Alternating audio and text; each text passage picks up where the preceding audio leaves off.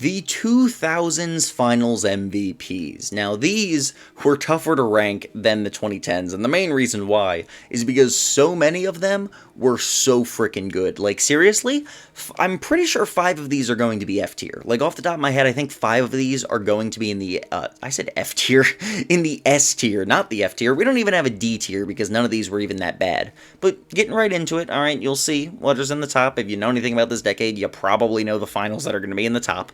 But I'm going to start off with Paul Pierce in 2008 as the weakest finals MVP of the 2000s. And you can argue it should only be the second weakest, but I'm going to put it here at dead last, not only because Paul Pierce, well, there's a couple reasons. First of all, Paul Pierce literally shit his pants during this finals. Like, that's not even a metaphor, that's just something he did. So I think you got to take points off for that, just in general. No, but seriously, that's not a joke. Look it up if you haven't heard of that. He crapped his pants in one of the games, had to be wheelchaired off. It was really funny. Also, his stats in general weren't that great. He did play solid defense, but he wasn't the best defender on his team, who we'll get to in a second. He scored 20 points a game, but his efficiency was not very good.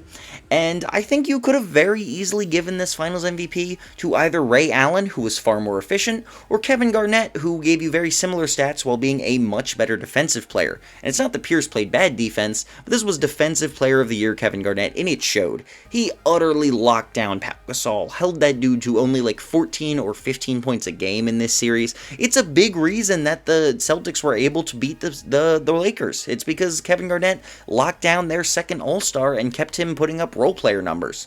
So Paul Pierce is dead last on my list, and just ahead of him, I'm going to go with Chauncey Billups. Billups, let me put this ahead of... There we go. Struggling with this tier list maker here. Billups is ahead for mainly his efficiency. They gave you very similar point production. Billups, I would say, is a little bit of a better defender than Pierce as well, although on his team, it was less important because the 2004 Pistons are one of the best defensive teams ever, top to bottom. But Chauncey Billups was a very efficient player from both the field overall, the free throw line, and the three-point line in his series against the Lakers, and he was the main leader of the team. Like, there were other guys you could argue deserve the Finals MVP in this as well, arguably Ben Wallace most, but like Billups was defending Kobe a lot. He did a great job doing that, and he was the clear leader of this Detroit Pistons team, so I'm going to put him over Paul Pierce in the C tier, and the reason that they both got to be down here is because for Pierce, I mean, his team was stacked, they were expected to win, and for Billups, his team was a full team effort, very similar to the Spurs, who we're going to get to quite soon. Billups wasn't exactly carrying his team or anything. He was one really good player on a team of really good players with no legit superstars by any means. So, that is the end of the C tier. And moving into the B tier, I'm going to go, this is a tough choice for me, but I'm going to go with 2005 Tim Duncan. Now, Duncan in 2003 we will see much later on the list because that was a historic finals performance, one of the greatest seasons of all time by a player, Duncan 2003, one of the greatest playoff runs, and one of the greatest finals performances. But in 2005, he was just kind of meh. I put him over the other two because I do think he did a little bit more. Manu Ginobili played very well in this series, but Duncan was the only superstar on his team and the only, like, legit star. Like, Parker and Ginobili were kind of borderline all-stars at this point, but they weren't, like, fully established, like, clear-cut stars, if you know what I'm saying. And his efficiency wasn't great, his scoring wasn't great, but it should be mentioned that he was playing the Detroit Pistons, the best defensive backcourt in NBA history, which Tim Duncan was not a part of. Alright, to be clear, I think Tim Duncan and David Robinson, probably the best one ever. But Ben Wallace and Rasheed Wallace, absolutely insane. So, of course, Duncan did not have the easiest time in this series, but he got it done. Ultimately, he got it done, he came up with some big moments, and he did what needed to be done while playing very good defense himself. So I'm going to put him here at the bottom of the B tier, but I am going to put his teammate Tony Parker just ahead of him, and you can argue competition, right? Tony Parker did not face good competition. He didn't. The Cavs, they shouldn't have been in the finals. They sucked. Their team was pretty much just LeBron, and their perimeter defense was absolutely atrocious. Nevertheless, Parker did everything you could ask him to do. He came out there, and he gave you 25 points a game with really good playmaking on really good efficiency, And what more could you ask of him? Like, I can't fault a player for doing exactly what you want him to do in the situation. You can only face the teams who come up against you, and Tony Parker faced this team and he whooped their butt. So I'm going to put him at the top of the B tier, and you know what? I've decided we're only going to have one A tier on this list, and it's going to be Kobe in 2009.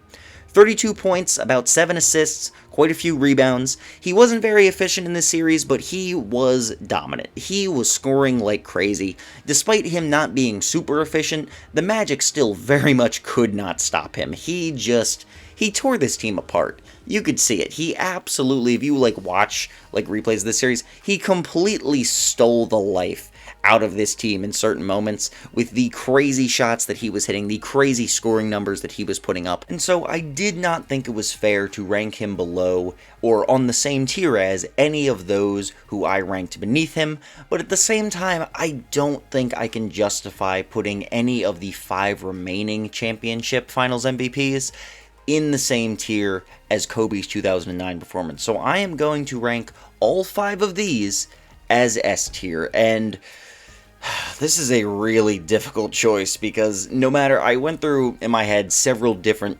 possible orders that these could be in, and the one I have settled on, I'm still not entirely happy with because they're all so close, but I'm going to go with Dwayne Wade in 2006 as the lowest S tier ranked Finals MVP of the 2000s decade. Dwayne Wade was absolutely insane in these finals, especially in the last 4 games. He completely and utterly decimated the Dallas Mavericks. They had no one who could even come close to stopping him. He also averaged pretty good defensive stats overall, if you take, steals and blocks into account to just mean defense. But watching him play, he was a good defensive player for a guard. He did a very good job in this series. He was clutch, and he really was unstoppable. He was about as close to unstoppable as you can possibly be in a finals, well, besides someone we're going to talk about a little bit later. But I still think that he can only go here at number 5, and it's really, really close, but I'm going to put it down to the fact that his competition was not great in terms of simply the perimeter defenders who were there to stop him, and even the rim protection available on the Mavericks. They were not a great matchup for Dwayne Wade. So this is kind of like the Tony Parker performance on steroids, where he did kind of what you expected him to do, except Dwayne Wade took it to a whole nother level, and he was, just way better than anyone could have asked for. But he was not exactly doing it against elite defenders capable of trying to slow him down. So I'm putting him here at the bottom of S tier, but if you want to rank him a few spots higher, I'm not going to disagree with you. The tiniest bit ahead of that, I have 2002 Shaquille O'Neal. This was the worst of his 3 finals MVPs in my opinion, and it straight up comes down to both competition and help. The 2002 Lakers, Kobe Bryant was clearly in his prime at this point, and the New Jersey Nets were not supposed to be in the finals. They were not a finals caliber team. They were not a very good team. They never had a chance, and they had absolutely no defenders remotely capable of slowing down Shaquille O'Neal in this series. Not much more to talk about there. He averaged 36 points a game on amazing efficiency. He shot very well from the free throw line by his standards, like 66%, but ultimately his competition just sucked, so I cannot rank it higher than this.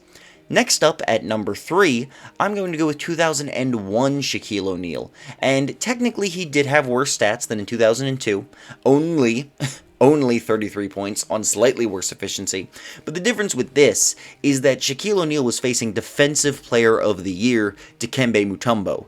This man literally won the DPOY that season, and still Shaq was bullying him like this. This was a much tougher matchup for Shaq, and he still absolutely dominated Dikembe Mutombo, so I have to put this over 2002, but once again, he had superstar help here in Kobe Bryant, and because of that, I cannot rank him ahead of 2003 Tim Duncan. In my opinion, the most underrated playoff run in NBA history.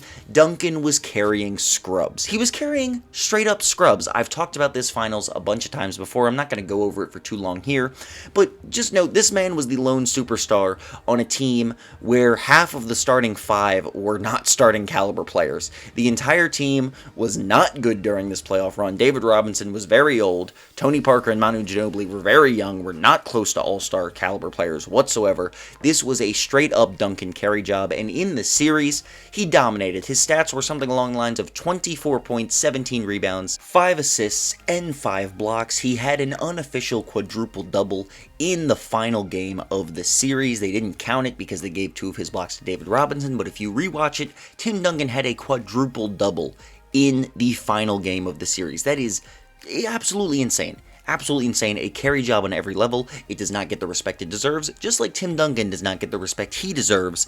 This is, in my opinion, the second greatest Finals MVP of this decade, but it is still not better than Shaquille O'Neal in 2000. Arguably the best Finals performance we have ever seen, certainly in the conversation for it. I mean, he averaged 38 points and 17 rebounds and several blocks. He completely and utterly decimated the Indiana Pacers, who were not a great center defensive team, but they were still significantly better than what the Brooklyn Nets had to offer a few years later. And unlike all the previous years, he did not have a superstar Kobe Bryant with him. Kobe was a borderline all-star caliber player. He made the all-star team, but he was not like a clearly established all-star at this point. And even if he had been, he was injured, so he was not at 100% through this series. This was a Shaquille O'Neal carry job, and he carried maybe more than anyone ever has in a final series before or since. So that is my official list. Shaquille O'Neal at number 1, and throughout a whole lot of the S tier, this was an incredible decade for Finals MVPs. Please let me know what you agree with, what you disagree with, how you would change the order of these things. Thank you all for watching, and in a few more days, I hope to do the 90s.